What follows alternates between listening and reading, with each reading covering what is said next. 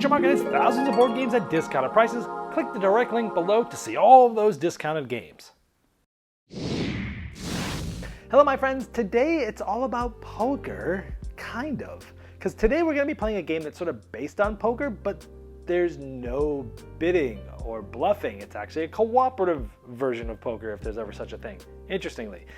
This is kind of like a mix between the game The Mind and poker. And if you don't know what The Mind is, don't worry about it. Let me show you how it works. I'll see you on the other side.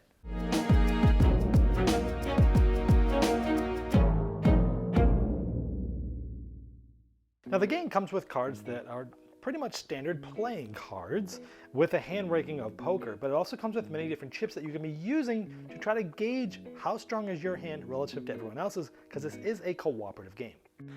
Now, in this case, we have 4 players, so there are 4 chips here labeled 1, 2, 3, and 4. Now, just like at the beginning of sort of Texas Hold'em poker as such, you're going to look at your cards now secretly. So let's say I have an ace-7 offsuit. Now in this game, you're trying to figure out where does my hand fit from strength between myself and all the other people. Now you're going to do this multiple times, at the beginning and after the different parts of the poker hand. And at the end is the only time it really matters. Before that, it's just information gathering. So I have an ace-7 offsuit. Everyone gets their cards, and so everyone's basically kind of talking. You can't say anything about your hand, but you're sort of like, well, I think mine's I don't have really anything, but I maybe probably shouldn't take a 3, maybe a 2 or a 1. And if nobody really grabs the 1 and they're thinking, okay, well, maybe I'll just grab this. Or maybe I kind of grab this fast. Now you're grabbing it from the middle, or if someone else thinks, you know what, no way, I'm number 2. They'll take it from you. It's kind of like cooperative. You're just trying to figure it out without saying what you have. You're just trying to figure it out. Now, at the beginning, you don't have a whole lot of information, right? So let's say I take the 2 and someone else is like, no, I really think I should have the 2. Okay, great, they take the 2. I'll take the 1.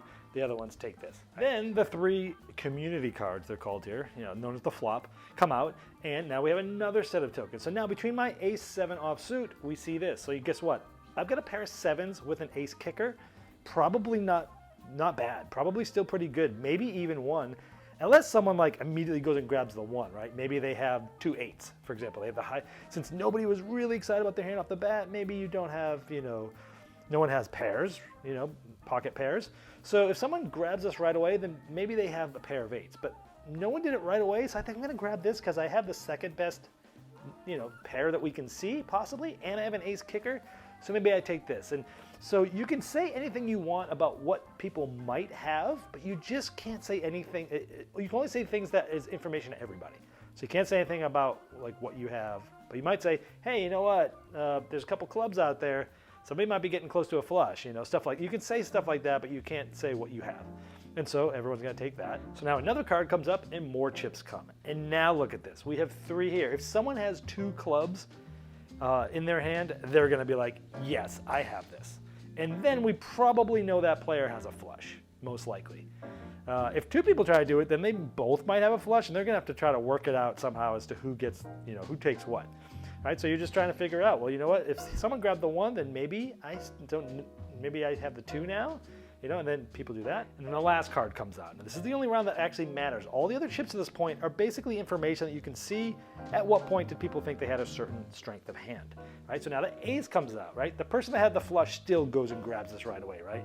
Now you have pair of aces, pair of 7s, pretty good, but you don't have a flush, right? So you probably have 2, then the other 2 work it out. It's not usually this easy, but I'm trying to make it look easier than it is. Then, starting with the one who has the best hand from the last round, flips their hand over, and we say, sure enough, yep, they had a flush. 1, 2, 3, 4, 5, right? So then the player who had the second best does it.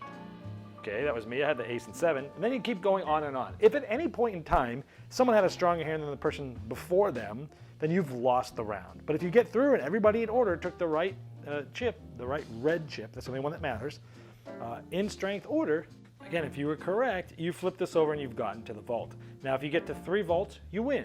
However, let's say instead the last 2 people screwed up and they were different from each other. You set off an alarm. If you set off 3 alarms, you lose. So you're trying to basically win 3 rounds before you lose 3 rounds. Now, there's an advanced variant that I highly recommend you play with as soon as possible, maybe even just after your first time you play it. Now, if you failed, you get one of these red cards. Now, these, the first time you play it, they go in order, but then you can shuffle them up to randomize it. This says one of you shows one other player one of your pocket cards, so you get extra information. After that round's over, this is no longer valid. Let's say you got it right, you got the vault. So since you got the vault and you were good, the next round it gets harder. Immediately after deciding pocket cards, do not distribute white chips. Immediately move to round 2, so you actually get less information. So these are going to make it harder, these are going to make it easier, and it helps sort of self-balance the game a little bit, makes it a little bit more interesting as well.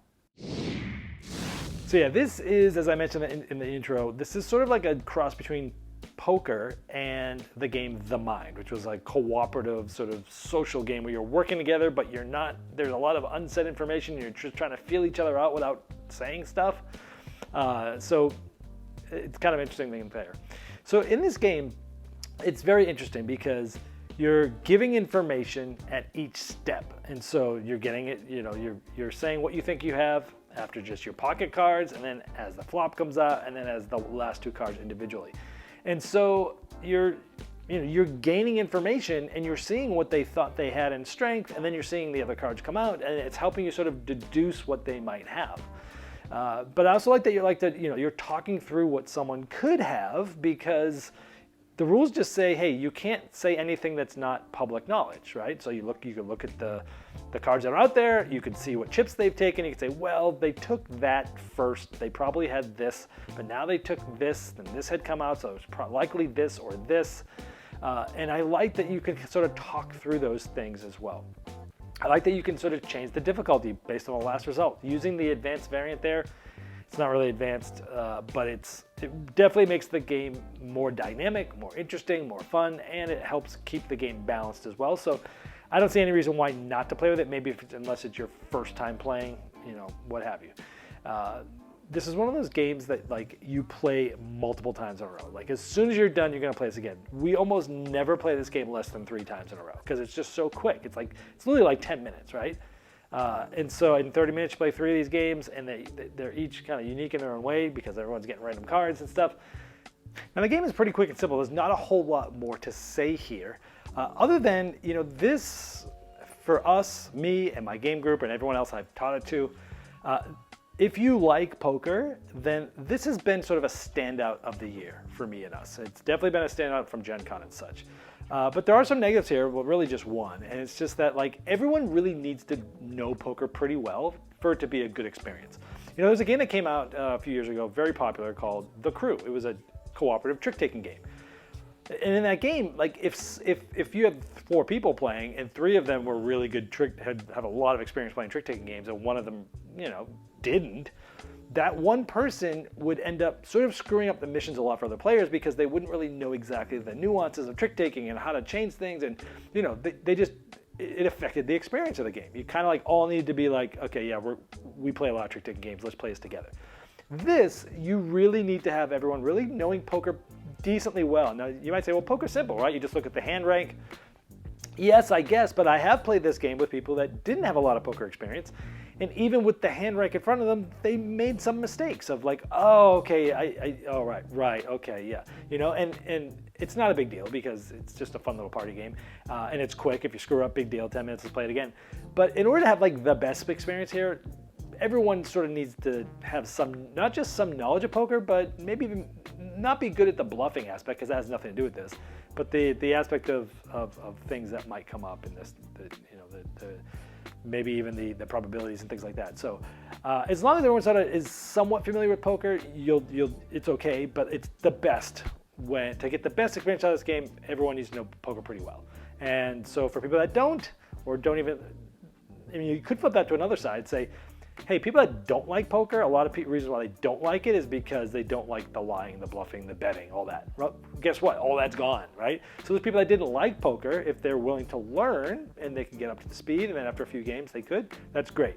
I still think, you know, if you go in this with 3 people knowing poker really well and 1 not, it's not going to be the best experience if you're trying to have the nuance of this game really hit hard. all I can say is that that's really the only negative here. And because of all those reasons, because I feel like this is sort of a special little game there, it's getting a Saxophone Serenade, my highest award, and so it is getting a spot in my gaming library. So let's hit it.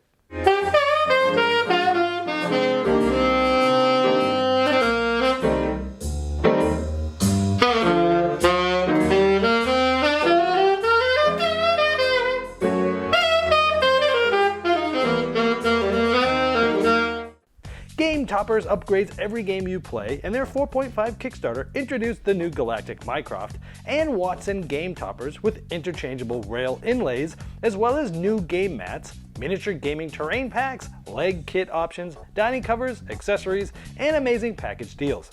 The campaign recently ended, but it's not too late to pledge late at GameToppersLLC.com.